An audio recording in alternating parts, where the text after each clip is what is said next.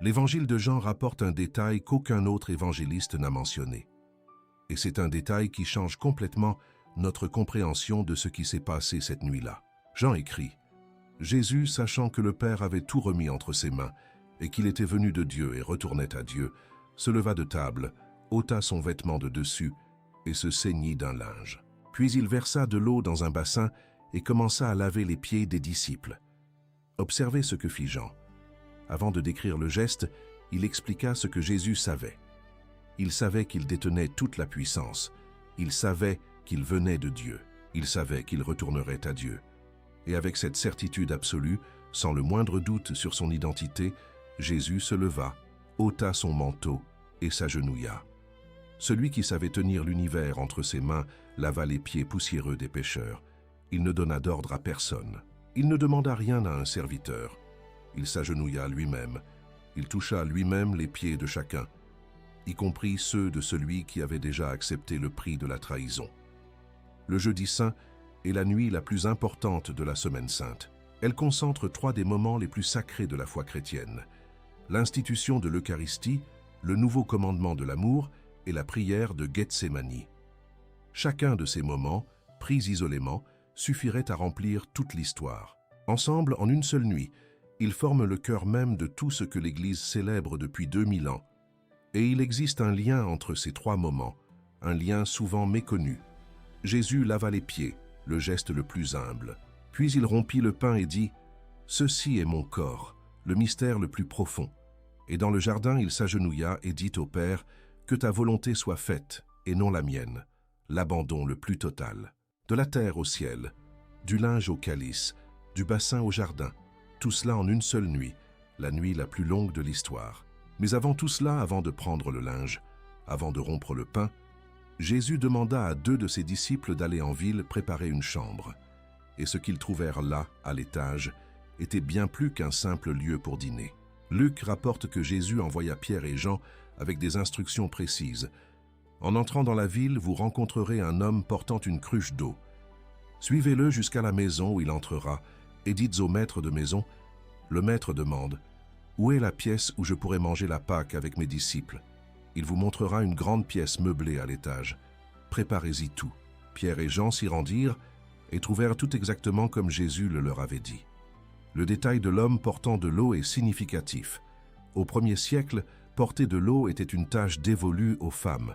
Un homme portant une cruche d'eau était facilement repérable dans la foule, tel un repère prédéfini. Jésus avait tout préparé à l'avance. Il n'improvisait pas. Il savait précisément ce qui se passerait cette nuit-là et avait choisi chaque détail. Le site prit le nom de Cénacle, du latin cenaculum, signifiant salle à manger. La tradition chrétienne, au moins depuis le IVe siècle, situe ce lieu sur le mont Sion, dans la partie haute de Jérusalem. Eusèbe de Césarée, considéré comme le père de l'histoire ecclésiastique, rapporte qu'une communauté judéo-chrétienne s'y réunissait dès les premières années suivant la résurrection et que l'édifice semble avoir survécu à la destruction de Jérusalem en l'an 70. Le pèlerin bordelais qui visita Jérusalem en l'an 333 mentionna déjà le site. Les fouilles archéologiques menées sous le bâtiment actuel ont mis au jour des fragments d'une ancienne construction portant des graffitis en grec, dont l'un fut interprété comme contenant le nom de Jésus. La synagogue découverte présentait une caractéristique unique et remarquable parmi toutes les synagogues de l'époque. La niche de la Torah ne pointait pas vers le temple, comme c'était l'usage dans toutes les autres synagogues, mais vers Golgotha, le lieu de la crucifixion. Ceci suggère fortement que ceux qui s'y réunissaient reconnaissaient déjà Jésus, et non le temple comme le centre de leur foi. La custodie de Terre Sainte, ordre franciscain qui veille sur les lieux saints depuis le XIVe siècle, acquit le Cénacle en 1335 et en conserva la garde pendant des siècles, jusqu'à sa transformation en mosquée par les Ottomans au XVIe siècle. Aujourd'hui encore, on peut y admirer la colonne médiévale ornée d'un relief représentant des pélicans nourrissant leurs petits de leur propre sang, un ancien symbole chrétien du sacrifice du Christ dans l'Eucharistie. C'est dans cette pièce que Jésus célébra la Pâque avec ses disciples. La Pâque juive, ou Pessa, était la fête la plus sacrée du calendrier israélite. Elle commémorait la libération d'Égypte lorsque Dieu ordonna à chaque famille de sacrifier un agneau et de marquer les linteaux de sa porte de son sang, afin que l'ange de la mort puisse passer. Le repas pascal comprenait de l'agneau rôti, du pain sans levain, des herbes amères trempées dans une pâte de fruits et de noix, appelées arosettes, et 4 coupes de vin, chacune ayant sa propre signification liturgique. Le plus jeune enfant de la famille posait la question rituelle. Pourquoi cette nuit est-elle différente de toutes les autres nuits? Et le père répondait en racontant l'histoire de l'Exode. Jésus suivit le rituel. Il mangea l'agneau, il but aux coupes, il chanta les psaumes du Hallel avec ses disciples, comme le faisaient toutes les familles juives ce soir-là à Jérusalem. Des centaines de milliers de pèlerins célébraient le même repas au même moment, dans les maisons, les cours et sur les terrasses. Toute la ville embaumait l'agneau rôti et les herbes amères. Mais au milieu du repas, dans cette pièce précise, se produisit un événement inédit dans l'histoire de la Pâque en Israël. Jésus s'écarta du protocole. Il prit le pain sans levain, ce même pain qui symbolisait la hâte de la fuite d'Égypte, le pain de la pauvreté, le pain qui n'avait pas eu le temps de lever, et prononça des paroles que personne n'avait jamais entendues. « Ceci est mon corps, donné pour vous. Faites ceci en mémoire de moi. » Puis il prit la coupe, probablement la 3e du rituel, appelée « Coupe de la rédemption », qui célébrait la libération d'Israël de l'esclavage, et dit « Cette coupe est la nouvelle alliance en mon sang, versée pour vous. » L'ancienne Pâque célébrait la libération d'un peuple. La nouvelle Pâque, inaugurée à cette table, célébrerait la libération de toute l'humanité. L'ancien agneau était sacrifié pour que l'ange puisse passer. Le nouvel agneau s'offrit lui-même pour que le péché et la mort soient vaincus à jamais. Les disciples durent garder le silence. Ils ne pouvaient saisir la profondeur de ce qui se passait à cet instant. Mais l'Église, 2000 ans plus tard, reconnaît dans ces paroles l'institution de l'Eucharistie, le sacrement que saint Thomas d'Aquin appelait le plus excellent de tous les sacrements, car il contient non seulement la grâce, mais le Christ lui-même, corps, sang, âme et divinité. Le Concile de Trente a enseigné que dans l'Eucharistie, Jésus nous a laissé un mémorial permanent de sa passion, et qu'à chaque messe célébrée, l'œuvre de notre rédemption s'accomplit. Chaque messe célébrée dans n'importe quelle église du monde, dans n'importe quelle langue, à n'importe quel siècle, naît de ce moment au Cénacle. Cette pièce empruntée sur le mont Sion devint la première église de l'histoire. Tandis que le pain était rompu et le vin servi, Jean, le plus jeune des disciples, était couché près de Jésus, si près que l'Évangile dit qu'il était sur le sein de Jésus. Cette proximité n'était pas fortuite. Jean vit ce que nul autre ne vit. Il entendit ce que nul autre n'entendit. Il sentit le cœur de Jésus battre lorsqu'il prononça les paroles qui allèrent changer le cours de l'histoire.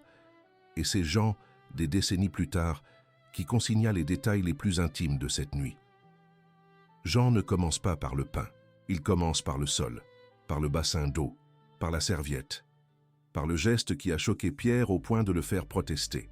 Jésus se leva de table, ôta son vêtement, s'habilla en serviteur, se ceignit d'un linge et s'agenouilla. Dans la culture juive du 1er siècle, laver les pieds d'autrui était considéré comme la tâche la plus vile qui soit. Ce n'était pas le rôle des disciples, ni celui des enfants, ni celui des femmes libres. C'était le rôle des esclaves. Le Talmud rapporte qu'un disciple juif pouvait presque tout faire pour son maître, sauf lui laver les pieds, car ce geste était jugé trop humiliant, même pour un élève. Et Jésus, le maître, fit précisément cela.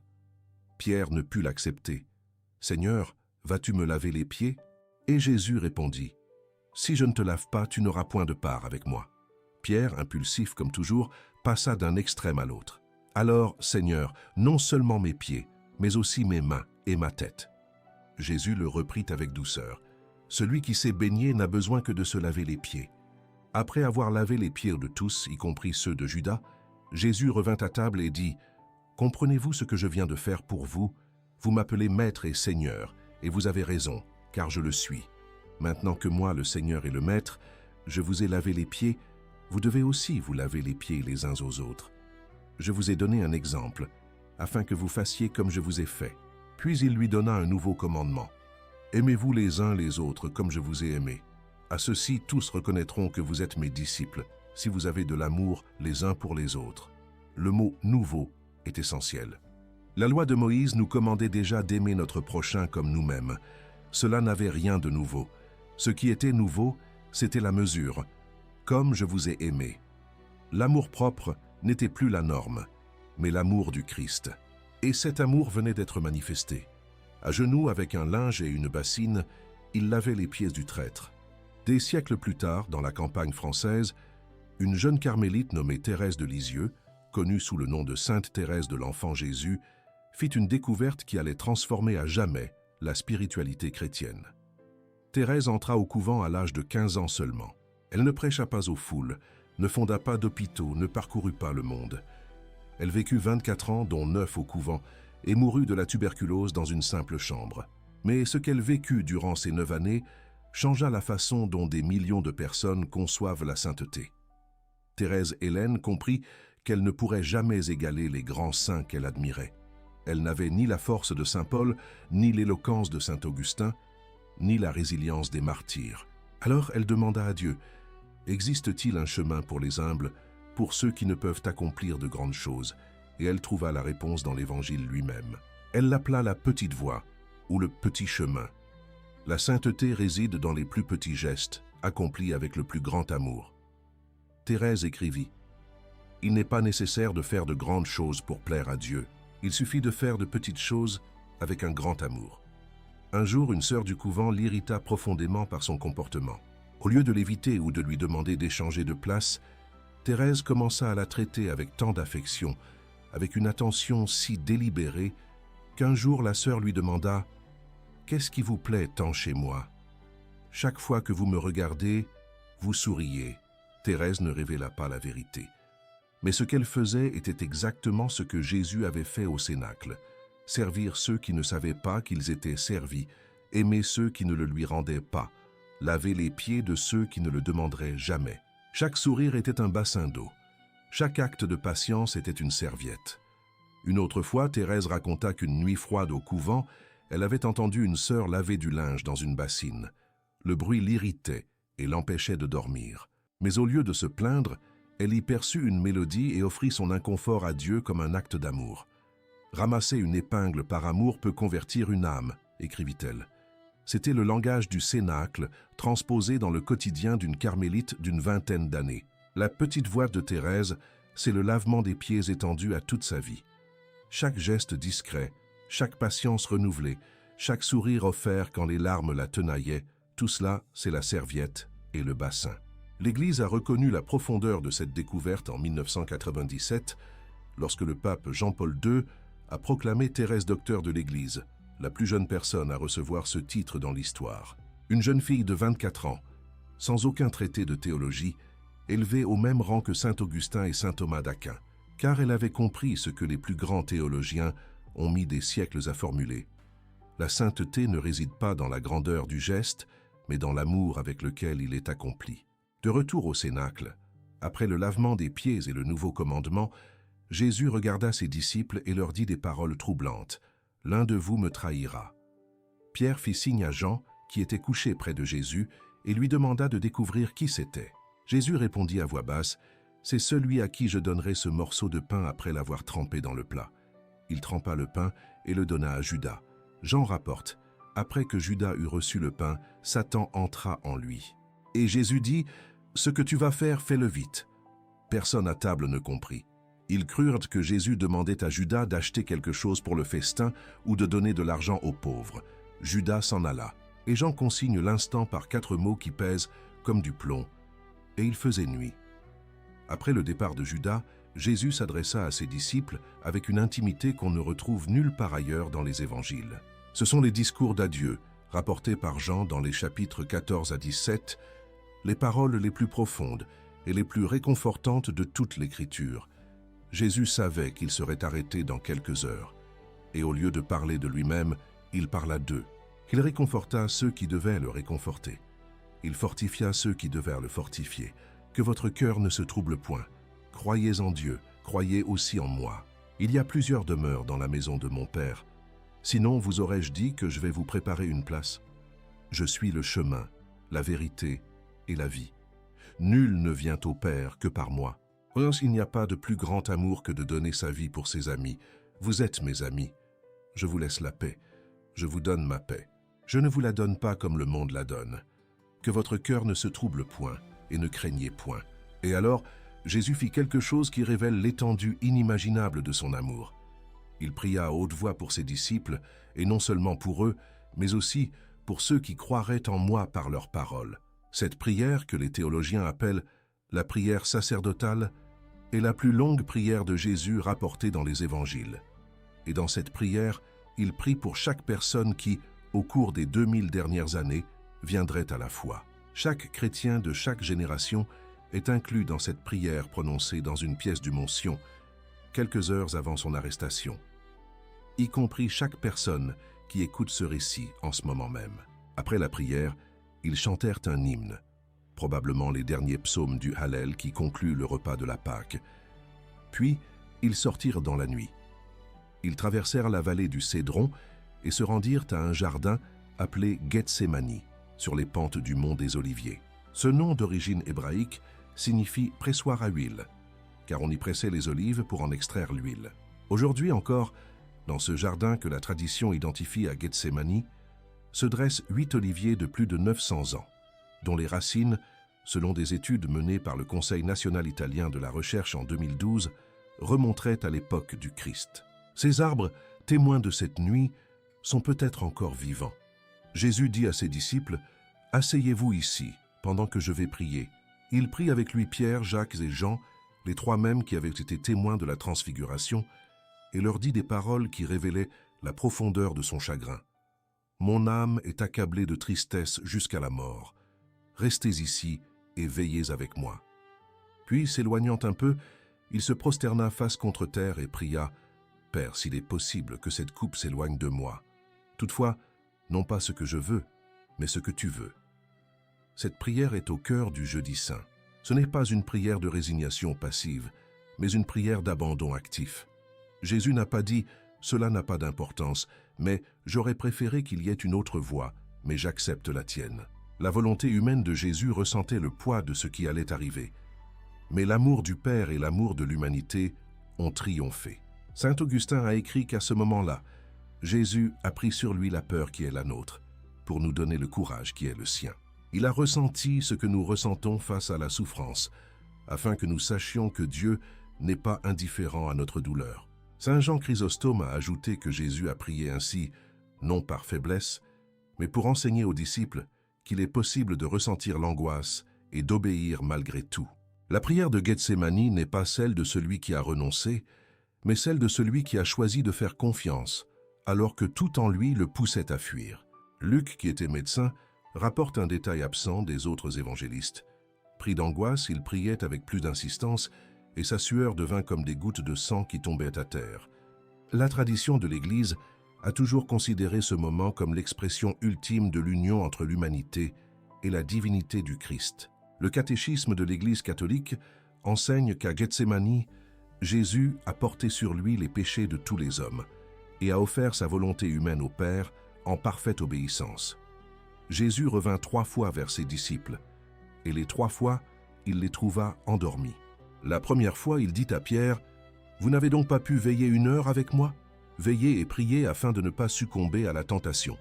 L'esprit est bien disposé, mais la chair est faible. » Il y a dans cette scène quelque chose de profondément humain. Le Fils de Dieu, à l'heure la plus difficile de sa vie terrestre, demanda de la compagnie. Il demanda à quelqu'un de veiller avec lui. Il ne leur demanda rien de particulier, seulement d'être présent. Et ses plus proches amis, ceux-là même qui avaient promis de ne jamais l'abandonner, ne purent rester réveillés. Leur sommeil n'était pas dû à la paresse. Luc, le médecin parmi les évangélistes, dit qu'ils dormaient de tristesse. L'atmosphère était si pesante que leurs corps cédèrent. C'est ce qui arrive lorsque l'âme ne peut plus supporter ce qu'elle ressent. Le corps se met en veilleuse pour se protéger. Mais Jésus resta éveillé. Il continua de prier. Il continua de revenir vers eux. 3 fois. Comme pour dire, « Je sais que tu n'en peux plus, mais je viens quand même te voir. » Des siècles plus tard, dans le sud de l'Italie, un jeune frère capucin nommé Francesco Forgione, que le monde connaîtra plus tard sous le nom de Padre Pio, vécut une expérience que l'Église reconnaît comme une participation directe au mystère de Gethsémani. Le matin du 20 septembre 1918, après avoir célébré la messe, Padre Pio priait dans le chœur de l'Église lorsqu'il vit devant lui une figure mystérieuse, le Christ, portant les marques de la Passion. Ses mains, ses pieds et son côté étaient marqués. Padre Pio ressentit une douleur intense, et lorsque la vision disparut, il comprit qu'il portait lui-même ces marques sur son corps. Ses plaies saignèrent chaque jour pendant 50 ans. En 1921, le père Pio déclara sous serment à l'évêque Rossi, envoyé par le Vatican pour enquêter sur lui: « J'ai vu notre Seigneur sous la forme du crucifié. Il déplorait l'ingratitude des hommes, surtout de ceux qui lui étaient consacrés. Il m'invitait à m'unir à sa passion. » Le père Pio ne demanda pas les stigmates. Au contraire, il pria Dieu de les lui enlever. Il écrivit à son directeur spirituel qu'il me retire les signes visibles, mais non la douleur. Il voulait souffrir en silence, comme Jésus à Gethsémani. Il voulait porter ce fardeau sans que personne ne le voie. Chaque messe célébrée par Padre Pio durait des heures, non pas par lenteur rituelle, mais parce qu'il revivait intérieurement ce qui s'était passé cette nuit-là au Cénacle et à Gethsémani. Les fidèles présents rapportaient qu'il pleurait pendant la consécration, au moment où le prêtre répétait les paroles de Jésus: « Ceci est mon corps, ceci est mon sang. » Ses mains blessées tenaient l'hostie avec une ferveur qui rendait le silence de l'Église presque insoutenable. Pour Padre Pio, la messe n'était pas un souvenir d'un événement vieux de 2000 ans. Elle était la présence vivante de ce même mystère. Il a dit un jour: « Il serait plus facile pour la terre d'exister sans soleil que sans la Sainte Messe. » Cette affirmation n'était pas une exagération dévotionnelle. C'était la conviction de quelqu'un qui sentait, dans son propre corps, que le sacrifice du Cénacle et du Golgotha continuait de se reproduire sur chaque autel. Le mystère de l'Eucharistie, institué ce jeudi-là sur le mont Sion, restait vivant et palpable entre les mains d'un frère capucin du sud de l'Italie, 20 siècles plus tard. À la mort de Padre Pio en 1968, les médecins qui examinèrent son corps découvrirent un phénomène inexplicable. Les plaies qui avaient saigné pendant 50 ans avaient complètement disparu. Il ne restait aucune cicatrice, aucune marque. Sa peau était nette, comme si elle n'avait jamais été blessée. Jean-Paul II, qui avait rendu visite à Padre Pio alors qu'il était encore un jeune prêtre polonais, le canonisa en 2002. De retour à Gethsémani, tandis que Jésus priait pour la 3e fois, des torches apparurent dans l'obscurité. Judas arriva avec un groupe de gardes envoyés par les prêtres. Il s'approcha de Jésus et le salua d'un baiser. « Ami, dit Jésus, est-ce pour cela que tu es venu ?» Le mot « ami » est bouleversant. Même à cet instant, Jésus ne traita pas Judas de traître. Il l'appela « ami ». Pierre réagit impulsivement. Il dégaina son épée et blessa le serviteur du grand prêtre. Jésus l'arrêta aussitôt, guérit le serviteur d'un simple toucher et prononça une phrase qui résume toute sa mission. « Remets ton épée au placard. Qui vit par l'épée, périra par l'épée. Crois-tu que je ne puisse pas faire appel à mon Père, qui mettrait aussitôt à ma disposition plus de 12 légions d'anges ?» Jésus avait le pouvoir d'échapper à ce sort. Il choisit de ne pas l'utiliser, car la coupe qu'il avait demandé au Père d'éloigner était aussi celle qu'il avait offerte aux disciples au Cénacle, la coupe de la nouvelle alliance dans son sang. Jésus fut emmené, et tous prirent la fuite. L'évangile de Marc rapporte un détail mystérieux. Un jeune homme qui suivait Jésus, vêtu d'un simple drap de lin, fut arrêté par les gardes. Il s'échappa, leur laissant le drap entre les mains, et disparut dans l'obscurité. De nombreux érudits pensent que ce jeune homme était Marc lui-même, l'auteur de l'Évangile, qui y consigne discrètement sa présence cette nuit-là. Le lendemain matin, au lever du soleil sur Jérusalem, Jésus se tiendrait déjà devant ses accusateurs. Mais ceci est une histoire pour vendredi. Le jeudi saint est la nuit où Dieu s'est agenouillé. Le Créateur a lavé les pieds de sa création. L'innocence est livrée entre les mains des coupables. Le Tout-Puissant a choisi de ne pas user de sa puissance. Et plus extraordinaire encore, il a fait tout cela en toute connaissance de cause. Sachant qui le trahirait, sachant qui le renierait, sachant qui prendrait la fuite. Il a lavé les pieds de Judas en sachant pour le baiser. Il a regardé Pierre en sachant pour les 3 reniements. Il a servi le repas en sachant que quelques heures plus tard, il serait seul dans le jardin, le visage contre terre, implorant le Père de lui indiquer un autre chemin. Sainte Thérèse a compris au sujet de cette nuit quelque chose que la plupart des gens ignorent. Elle a écrit qu'elle voulait être l'amour au cœur de l'Église. Ni le pouvoir, ni la sagesse, ni les miracles. L'amour. Et l'amour, comme Jésus l'a démontré au Cénacle, ne se manifeste pas sur le trône. Il se manifeste sur terre. Il ne s'exprime pas par des discours grandiloquents. Il s'exprime par un linge, un bassin, un morceau de pain rompu. Thérèse appelait cela la petite voie, car le chemin de Jésus cette nuit-là était une descente, de la table au sol, du sol au jardin, du jardin à la prison. La grandeur s'est abaissée jusqu'à ne plus pouvoir descendre davantage. Le Père Pio comprit une autre dimension de cette nuit. Il réalisa que le cénacle n'était pas terminé, que chaque messe est le cénacle, qu'à chaque fois qu'un prêtre élève le pain et dit « Ceci est mon corps », cette salle sur le mont Sion s'ouvre à nouveau. Que le calice élevé sur l'autel est le même calice que ce jeudi-là. Le Père Pio porta en son corps, pendant 50 ans, les marques visibles de cette vérité. Ses mains saignaient lorsqu'il touchait le pain consacré.